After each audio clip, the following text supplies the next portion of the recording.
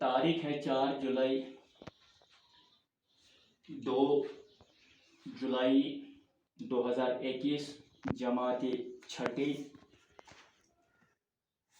और प्यारे बच्चों, हमारा मज़मून है उर्दू और मौजू हमारा है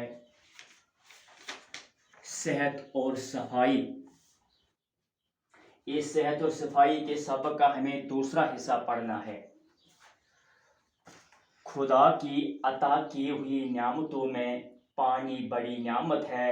हमारे जिस्म का 3/4 हिस्सा पानी की शक्ल में है। पानी खुराक को अच्छी तरह हजम करने में मदद करता है। पीने के लिए पाक और साफ पानी का ही इस्तेमाल करना चाहिए। उबला हुआ पानी आम तौर पर जरासीम से पाक होता है।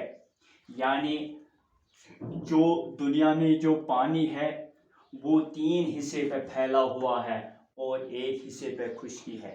इसी तरह इंसान में 3 हिस्से पानी है और 1 हिस्सा इसमें बाकी जिस्म है। और जो पानी हम पीते हैं सबसे अच्छा तो ये है कि हम उबला हुआ पानी पिए, ताकि इसमें जो जरासीम है वो ख़त्म हो जाए। कुदरती पानी पहाड़ों पर जमी बर्फ़ के पिघलने से हासिल होता है या बारिश से। कुओं, चश्मों और तालाबों का पानी खालिस नहीं होता। यानी कुओं और चश्मों में जो पानी होता है वो साफ़ नहीं होता है, इसलिए हमें पानी उबाल कर पीना चाहिए। जिस तरह के समंदर के पानी में नमक होता है वो पीने के काबिल नहीं होता है, इसी तरह बाकी जो पानी है उसमें मैदनियात मिला हुआ होता है। वो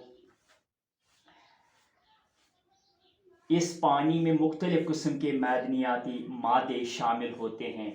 इसी तरह समंदर का पानी नमकीन होने के बाइस इस्तेमाल नहीं लाया जाता है। आलूदा पानी के इस्तेमाल से हैज़ा का मतलब है डायरिया और टाइफाइड यानी बुखार जैसी मुहलिक बीमारियां पैदा होती है।